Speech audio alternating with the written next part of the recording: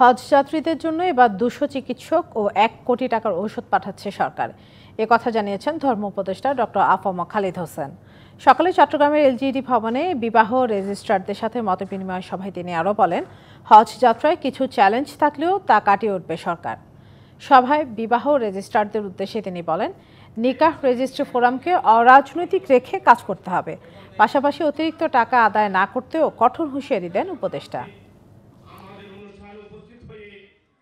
করতে পারে, মানববন্ধন করতে আমার রাইট, কিন্তু কোথাও ভাঙচুর কাজী সনদ তাদের ছিল, আমাদের আর এখন একটা স্টেবল সাস্টেইনেবল ইকোনমি আমরা রেখে যাচ্ছি।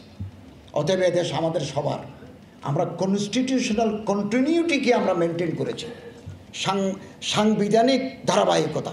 এক সরকার গেছে, আমরা অন্তর্বর্তীকালীন সরকার, আরেক সরকার আসার জন্য আমরা পথ তৈরি করে দেব।